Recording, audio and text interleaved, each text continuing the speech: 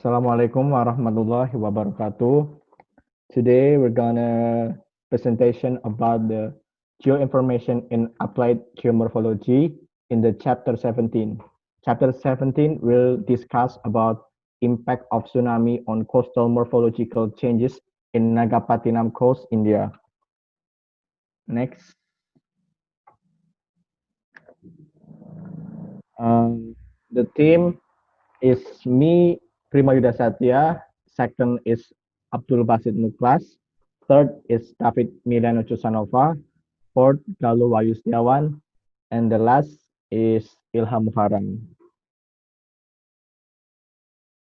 The east coast of India is more prone to natural hazards like cyclone, storm surge, and its rising time, or new hazard in the form of tsunami. Tsunami were recorded during 1881, 1883, 1941, 1945, and 2004 along the coast of India. Tsunami was the most disaster and caused heavy loss of life and property.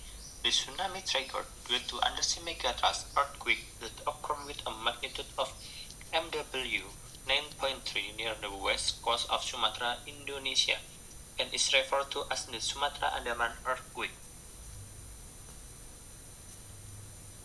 The devastating tsunami killed over 230,000 people in 14 countries. The second large tsunami had an impact of sudden changes in the geomorphology and geomorphological process along the east coast of Tamil Nadu, India.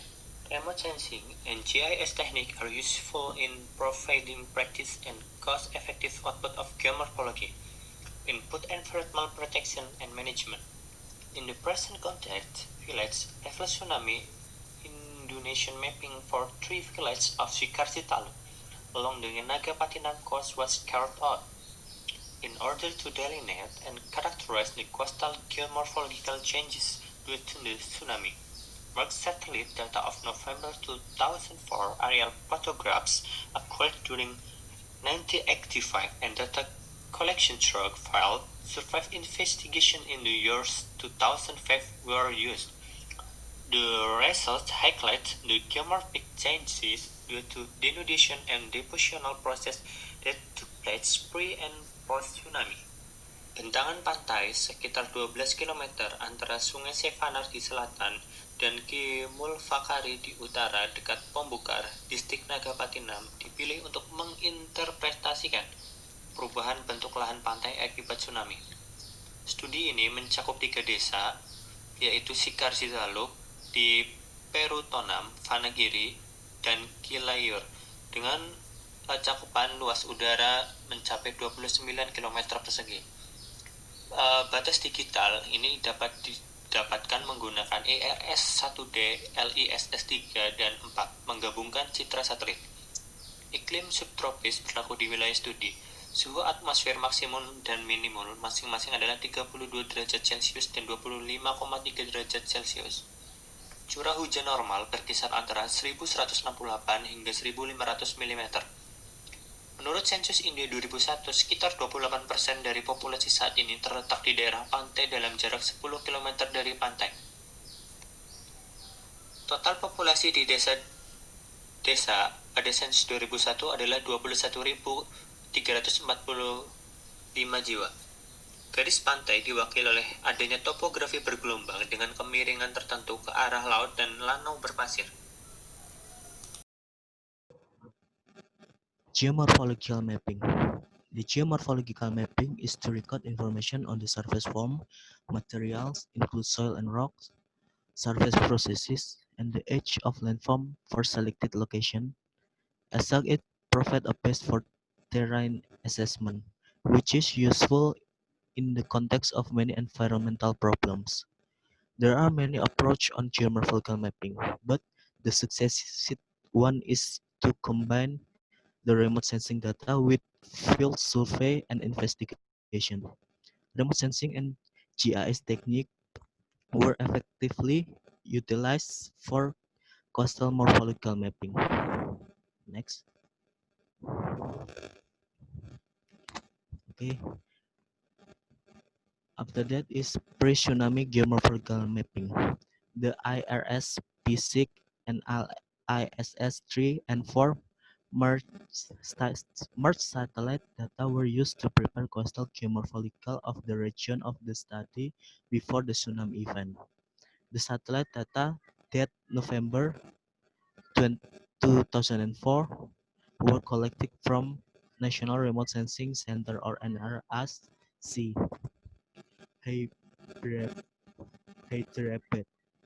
The spatial resolution of the satellite data are 23.5 and 5.8 meter respectively for IRS P6, ISS-3 and 4 sensors.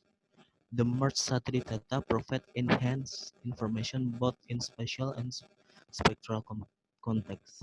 In addition to satellite data, the aerial photograph acquired in the year 1985 were also used. The synoptic view of satellite imagery facilitated better appreciation of geomorphological and helped in mapping of different landforms and their assemblage. Initially, the entire image was classified into three major zones, as hills and plateaus, Piedmont zone, and plains with reference to physiographies and relief of the terrain. Then, within each zone, different geomorphic units were mapped based on the landform characteristic, areal extent, depth of weathering, and thickness of the deposition. Okay, next. The major of landform in the Pruntotam village are deltaic plain, paleo paleochannels, beach ridge, mudflat, and sandsit. The deltaic plain covers most part of Vanagiri village and the river Kaufari flows in the northern side of the village. The other geomorphic features are the flood plains, paleochannel, beach ridge, mudflats, swales, and sandsit. The The Kilayur village mostly occupied the delta plain. The other landforms are beach ridge, mudflats, walls, and sandsit. Okay, next. In order to delineate the detailed morphological change due to tsunami on the coastal plain area of the revenue village, an extensive field survey was conducted using Global Positioning System or GPS and total station and documented the impact of tsunami waves on the coast. Measurements were made on the land elevation, pitch slope, tsunami flow distance, and tsunami runoff height. In addition, these phenomena were also documented through systematic interview with eyewitnesses in the village. Okay, next. Determination determination of land elevation. To determine the land elevation, it used total station. The instrument was supplemented with prism or target. The instrument was kept at observer position and the prism was kept on a tripod placed at the point up to which the distance and elevation required. The total station worked with the principle of electromagnetic or EM wave. The EM waves from the instrument hit the target or prism and reflected and received by the instrument traveling to time the distance. Okay, next. The distance accurate divided by 2 will give the exact distance using the following formula, where d is the distance between instrument and target, lambda is the wavelength, n is the whole number of wavelength traveled by wave, delta lambda is the fraction of the wavelength traveled by the wave. Okay, next slide will be explained by Basit.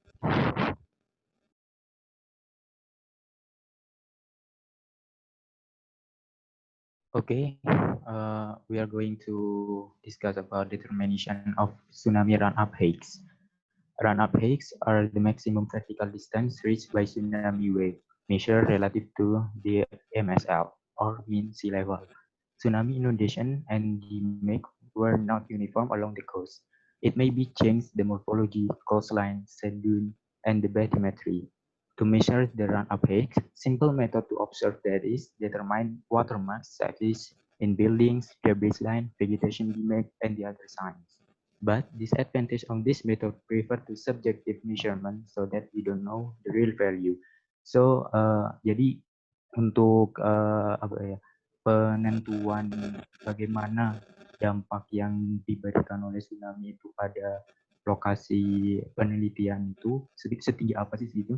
Si penulis ini salah satunya menggunakan metode yang sangat sederhana, yakni melihat watermarks-nya atau melihat bekas-bekas kejadian tsunami-nya atau ketinggian airnya sendiri. Nah, itu didasari dari si penulis melihat dari adanya mungkin di bangunan-bangunan terdapat bekas-bekas genangan air atau bekas-bekas kehancuran dari akibat tsunami tahun 2004 itu. Selain itu mungkin dari vegetasinya juga mungkin ada yang terdapat dari di lokasi tersebut ada perubahan yang ekstrim lah istilahnya, terdapat perubahan yang ekstrim itu bisa dikatakan sebagai penanda kalau daerah itu terpapar dari tsunami tahun 2004 itu tersebut. Next. Okay, second step is contour mapping. GIS has played the role in this method because with GIS, we get the contour map of the location.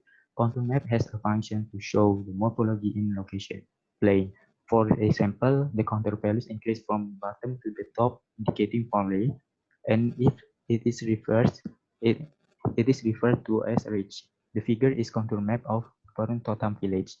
This map creating using digital elevation model or DEM, then processing with Geomatica GIS software. Jadi contour mapping ini salah satu media yang dipakai si penulis juga untuk mendapatkan aspek morfologinya. Sebagaimana kita tahu dalam penentuan atau pembuatan geomorphological map itu sangat penting ada 3 aspek ya. Pertama itu materialnya sendiri, terus bagaimana litologinya, dan untuk contour mapping ini dikhususkan untuk penentuan morfologinya seperti apa. Nah, seperti dijelaskan di sebelumnya, terdapat 3 lokasi penelitian. Ada desa yang pertama pada slide ini terdapat gambar kontur mappingnya dari desa Totam. Jadi desa pertama yang di observe by the author. Terus dari dam yang diolah itu sendiri di peta bisa diperlihatkan titik-titik hitam yang berarti itu persebaran pemukiman dari masyarakat di sana. Cukup kalau kita lihat dari masyarakat banyak sekali settlement yang bermukim di pesisir Bay of Bengal, Selat Bengal. Jadi untuk daerah ridge-nya atau daerah lembahnya itu bisa dikatakan daerah ini tidak terlalu ekstrim, ya mungkin tidak seperti 2 desa setelahnya setelah slide ini. Artinya kita bisa tahu seperti apa sih morfologinya dari si desa Torun Totam ini. Next, and now this is the Vinagiri village contour map, the second village. Jadi di Vinagiri ini juga sama seperti di desa sebelumnya menggunakan DEM, terus kita ekstrak dengan software GIS, terus kita dapat kontur lainnya. Nah, itu sedikit sedikit berbeda dengan desa pertama. Di desa kedua, di desa Vinagiri ini persebaran settlement-nya agak lebih ke belakang, artinya tidak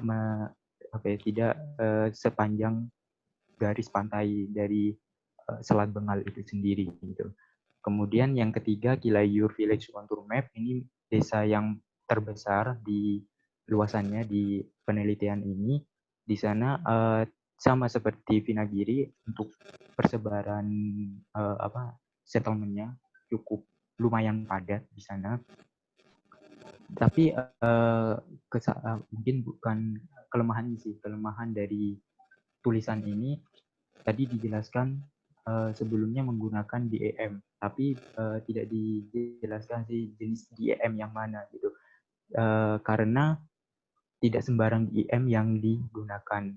Ada beberapa kasus menggunakan jenis DEM yang lain, seperti misalkan contohnya LIDAR atau Sentinel yang kita gunakan itu ada kesalahan di kawasan pesisir. Nah, berhubung di sini lokasinya di kawasan pesisir, jadi dia ketinggiannya tidak mencerminkan keadaan aslinya, bahkan ada yang menampilkan 300 meter lebih. Nah, untuk seharusnya sih dijelaskan kembali oleh penulis menggunakan apa, dan baiknya sih sebenarnya menggunakan SRTM, karena secara harfiah SRTM itu sudah menunjukkan 0 meter di kawasan pesisir. Next, explained by David Mileno Jusanova. Okay, the next is result and discussion. According to my friend explanation above, the result and discussion in this chapter is first, Peru Totam village has range of elevation between negative 0.7 and 4.5 meters above MSL. The maximum elevation of 4.5 meter above MSL is measured in the eastern side beach ridge. According to Countermap, landform at Venegiri village are slightly elevated than Peru Totam. The elevation ranges between negative 0.9 and 5.3 meter above MSL. The tsunami wave have inundated for a distance of about 1 kilometer from the coast.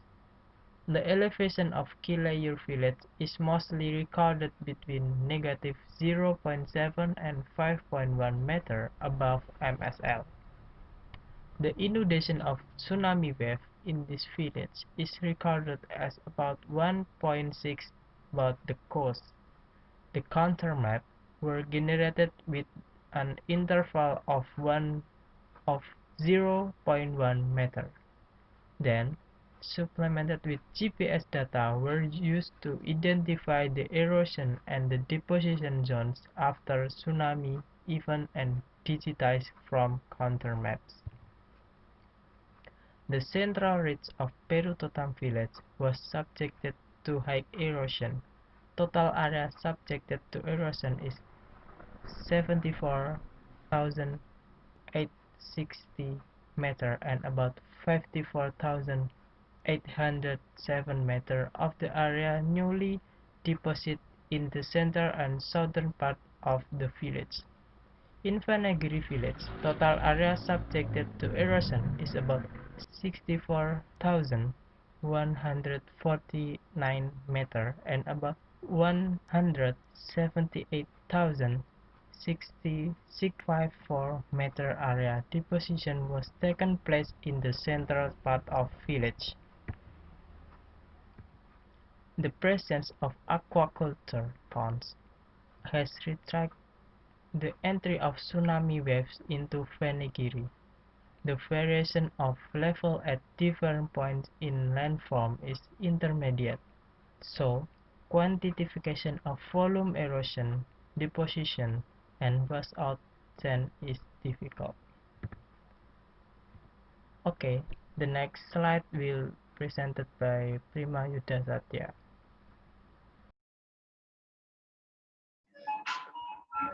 Okay, the next is conclusion.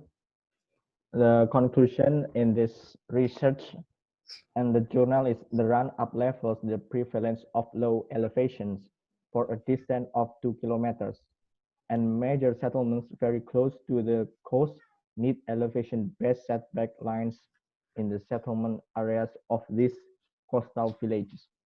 It's recommended to include the adoption of elevation-based setback lines in human settlement planning.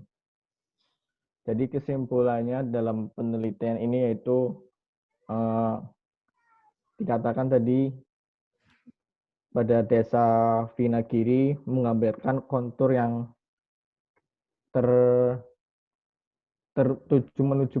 tertuju ke belakang dibandingkan desa yang lain, yang mengakibatkan run-up levels dari elevasi yang rendah.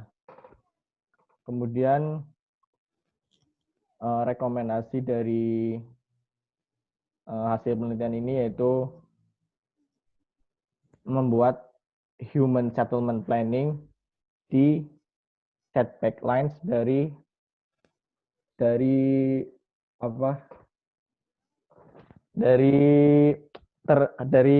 kondisi yang terdampak pada tsunami yang terjadi.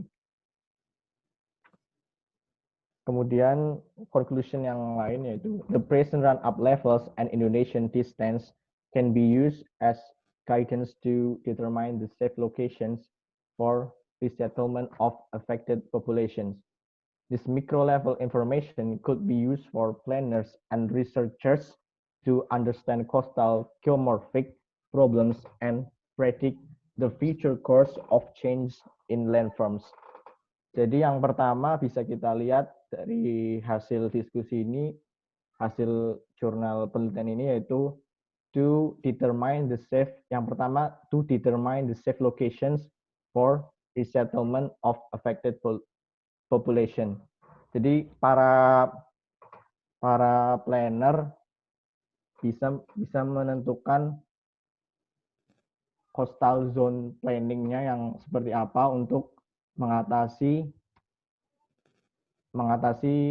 efek yang ditimbulkan setelah terjadinya tsunami. Salah satu contohnya yaitu untuk membangun resettlement atau pemukiman yang terjadi di sekitar coastal area.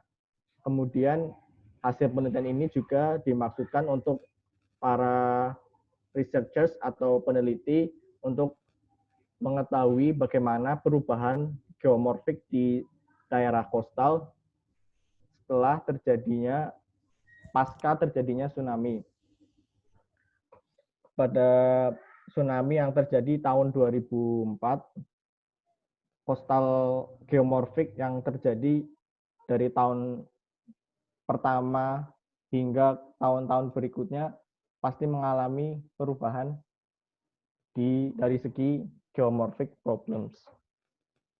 Ya, sekian dari konklusi yang ada pada jurnal ini.